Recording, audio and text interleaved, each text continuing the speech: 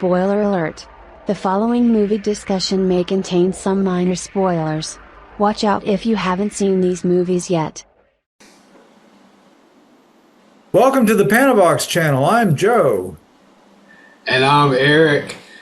And for this video, we're going to do another sneak reviews segment where we talk about movies from the past. And this time we're going to do a Coen Brothers double feature with The Big Lebowski and Oh Brother, Where Art Thou?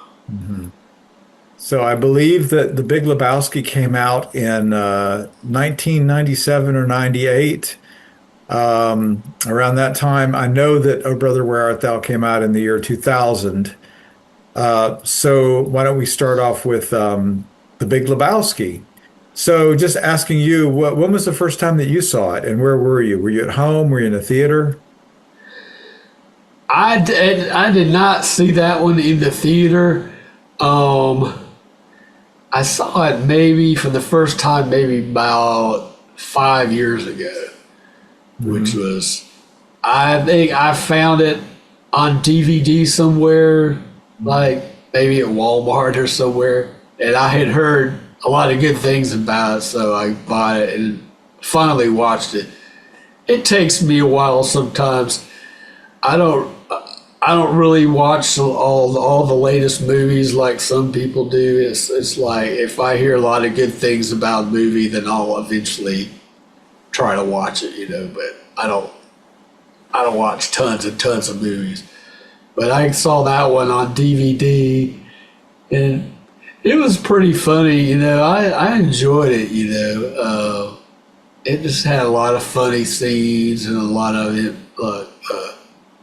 great characters and stuff, and the plot's kind of confusing, but I think it's a pretty good movie. It had a lot of kind of it had a lot of profanity. I didn't care about all the profanity in it, but it's still a pretty good movie, I think. I also saw The Big Lebowski for the first time on my home theater. I didn't catch it when it came out in movie theaters, and I don't think that makes much difference. I mean, it's a film that I think lends itself very well to home viewing. It's a unique film. It was very unique in its time, and it still comes across as very unique because, I mean, the protagonist of the film is a kind of person who really exists in society, but typically, I mean, I can't think of any other film that makes that type of a person the center of the movie.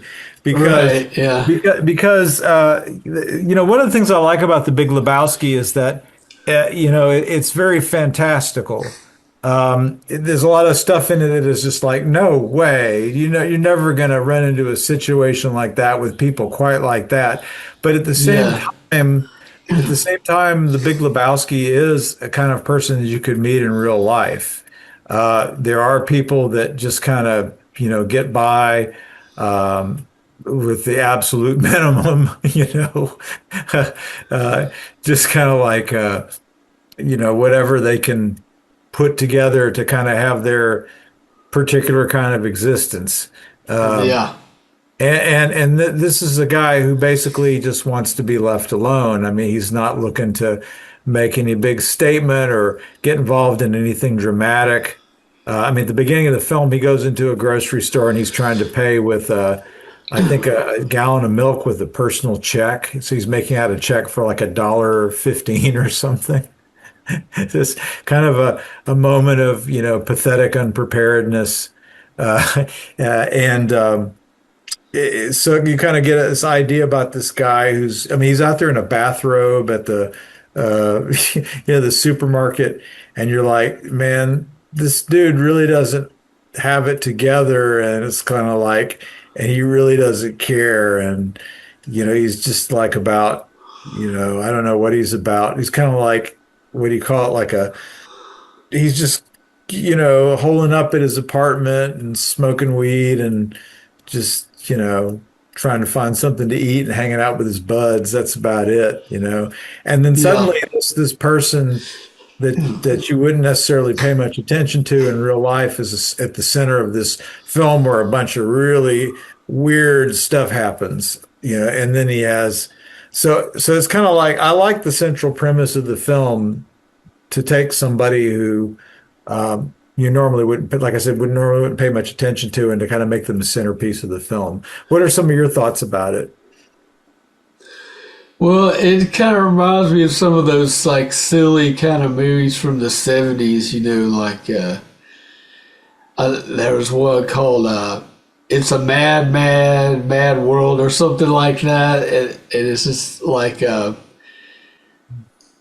these kind of silly sort of Disney kind of movies that they were putting out in this like The Love Bug or something like that, with just a lot of kind of silly scenes and just like ridiculous plot developments and stuff. I thought it was enjoyable. Yeah, and I liked the Jeff Bridges character a lot. I thought he was very relatable. It was like Yeah. just very down to earth, and I liked him a lot. Like where he says, well, that's just your opinion, man. That was like one of my Yeah, favorite lines from the yeah, film. And it's like that's something you can use in real life when somebody goes, and furthermore, this and that, yeah, and you look at them and you go, well, that's just your opinion, man.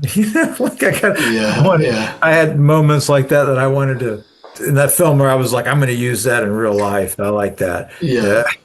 But then there's the character. What is it? John Turturro does that guy with the ridiculous bowling outfit. Yeah, The right. guy named he says, don't mess with the Jesus." I thought it was a great line, and then what is the Walter fellow that is the Jewish guy converted to Judaism and is kind of remembering his military experiences and just kind of totally unhinged and uh, kind of he's just that's a weird character. And then they have who's the Italian actor in there? Can't remember the guy's name, but doesn't I talk very much in forgot. the film, and they're always telling him to shut up, and he says almost nothing. Trying Oh yeah, yeah. I remember that. Steve Yeah, Buscemi, the actor. That's right, he's in there. Yeah, Steve Buscemi. So he does a great turn, and then at the end of the film, you got Sam Elliott, to say we're all counting on the duder, to take it easy for us. And I was like, man, this is just classic. That's because crusty old cowboy comes in here and talks about all. It's like a breaking down the fourth wall of the film, and he's talking directly to the film viewer. That was yeah, pretty cool. That was like some meta yeah. stuff they were doing there to get Sam Right. Elliott in there, and then to talk about the dude as like this incredible hero. And he said the dude abides, and that was like the big message of the film. And when I came to that part, I was like they took it to a different level with the Sam Elliott Yeah, thing at the end. yeah. And I was I like, actually kind of forgot about that scene. I'm not sure. I might have to. I might have to watch it again, I guess. yeah, yeah. There was the what was it, the rich dude in the film that was like, telling the Big Lebowski that he was worthless, he was a loser, he was a nobody in society, an irresponsible guy, and deserved to get whacked with a wooden paddle. I mean, I didn't say that, but that was kind of like the attitude. What's wrong with you, son? Can't you make something out of your life? That kind of thing. And then in the end, it turned out that he himself was just kind of a freeloader. So it was all a bunch of Yeah, hypocrisy. exactly. Yeah. That was kind of funny. I always kind of aspired to be like the person, kind of like the dude in that movie. Just super laid back and just getting by without too much money and just not worrying about too much. But Yeah. that's easier said than done, though. But Yeah, the I've dude. always I was inspired to be as mellow as possible in my life, but because I'm kind of an anxious, and stressed out kind of person by nature, but Yeah.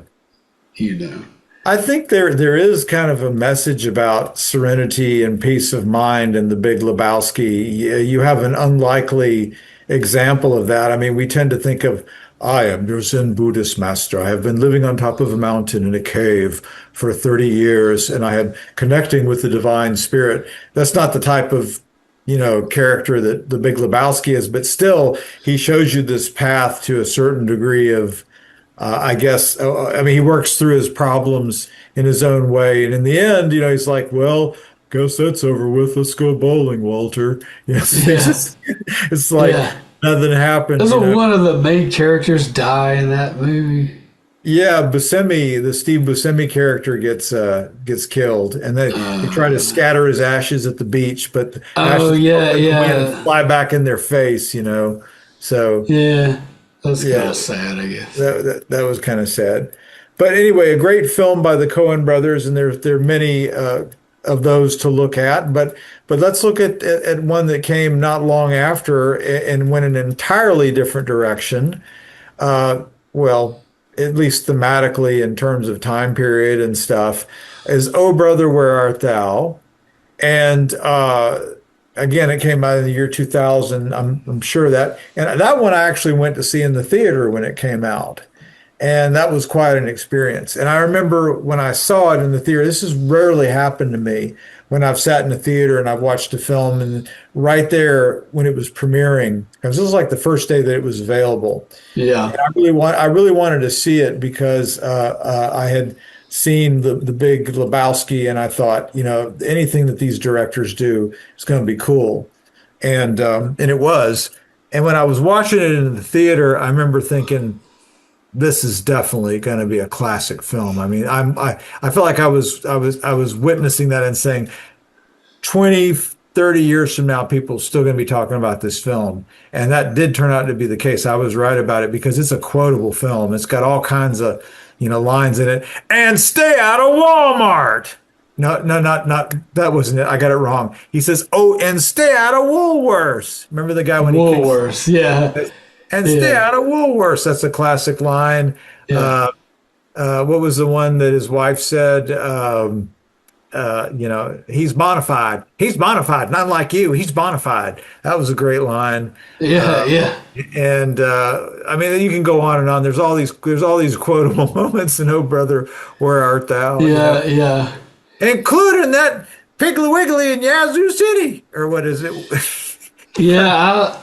I love the scene where they're singing the song and recording their song that they became a big hit. That's made me laugh so much. Yeah, why do you think it was funny? It's just the style of music and the way they were singing, and just the unlikeliness of three escaped convicts just going into like a radio station and just you know Laying down just track. recording the song, and just how ridiculous it sounded, and just like it was a fun movie. Yeah, it was a lot of fun. Yeah. I know it had some kind of like, oh, and I read it was based on the epic poem The Odyssey by Homer. That's right. I did not know that until I researched it this morning. Oh, Homer Simpson wrote a poem? No, it was a different Homer. Oh, okay. Apparently, there's an ancient Greek guy named Homer. Oh, not Homer Simpson. Okay, I'm being silly. I know you're talking about, but yeah. So other things I wanted to talk about that film. That film was when maybe, and I mean, there's some real interesting artistic touches in The Big Lebowski. He has some stream of consciousness things, like when he's going underneath the girls, going down the bowling alley, and then he sees Saddam Hussein and this weird stuff. That's really like, kind of psychedelic, kind of real kind of artistic statement in the film. And you have a lot of that kind of stuff in Oh Brother, Where Art Thou, but it's maybe a bit more subtle. Like they use a lot of the coloring so that everything kind of looks like, like they actually filmed it in Mississippi in the middle of the summertime. So these trees that you see in the background are in real life, they would have been a dark green color. But because they use this type of filter on the lens, it made everything look like it was in the peak of autumn season.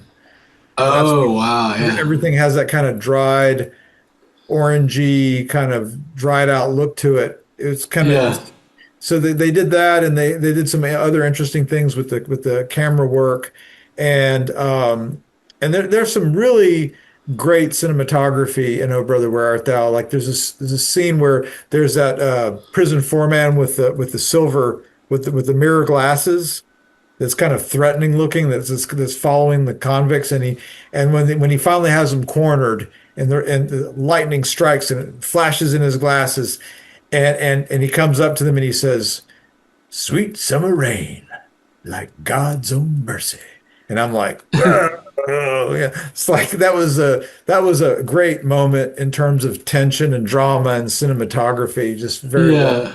Yeah, they have a number of moments like that where they just frame the scene so well. It's like the film is literally a work of art, I think.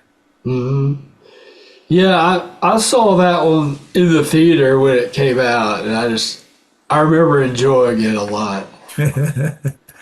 Yeah, and I love the we thought she was a horny toad. When he finds Yeah. in the movie theater, and he's trying to talk to his buddy, but that was the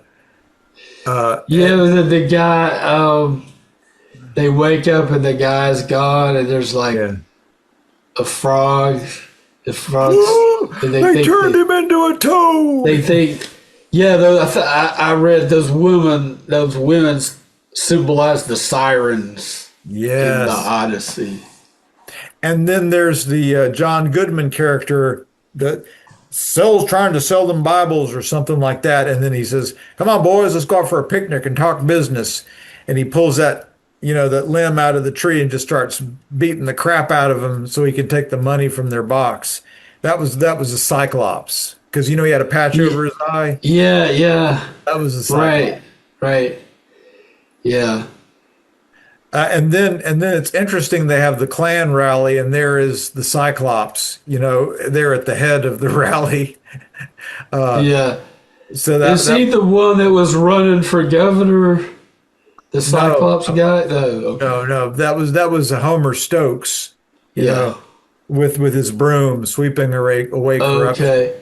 Yeah, I need to rewatch that one too, I think, sometime. Because I haven't seen it since it came out in the theater way back. That was 25 years ago, I guess. Yeah, there's a lot to talk about from Oh Brother, Where Art Thou? But I mean, in terms of the music, in terms of the way that they really capture the feel of I guess it's the 1920s or 1930s. I'm a Dapper Dan man. We don't carry Dapper Dan. I don't have it. I've got FOP. I don't want FOP. I want Dapper Dan. That's another. I mean, I have so many moments from the film. Wow. It really stick in my. What is Dapper Dan, by the way? It's a hair cream, Okay. He was always putting the stuff in his hair, Yeah, okay, I got you. I mean, I could just go on and on. There's so many quotable moments from the film, little things that just stick in my mind. Every time I've watched the film like that film at least a dozen times, and every time I see it, it's like I already know what the actor is going to say. I've already seen it so many times. Oh, wow. Yeah. It's kind of like when people watch the Rocky Horror Picture Show and they can kind of act out. There aren't a lot of movies like that I've seen multiple times, except for the Paranormal Activity movies. I've seen those. I've seen that whole series of movies about 3 times. Right. Just because I loved them so much. Yeah. I didn't. The last two, the 6th and 7th movies weren't that good, but like the first five I thought were fantastic. Well, maybe we can segue into a discussion of those films. Sorry, a preview of a discussion for those films in an upcoming episode. Right? Yeah, yeah. That'll be an upcoming episode for sure. Oh yeah, I could talk a lot about those. Okay, great.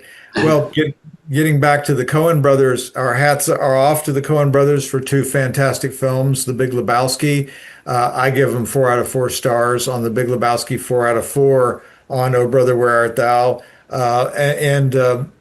I think they're both masterpieces of the late 20th, early. I take it back. If it came out in 2000, it's also part of the 20th. It's like the last year of the 20th century. Yeah, For Oh Brother, Where Art Thou? And those are both amazing films. The Coen brothers have done other incredible films that we might talk about on yeah. another episode. Are they still making movies? Have they done anything recently? Yeah, I think they have, and I think that they may even be in production on something right now. Okay. Yeah, I think they've been staying busy. Amazing, All right. amazing team of directors. Really like their stuff. Mm-hmm. So anyway, that's it. So anyway, have a good one, and we'll see you on our next sneak review.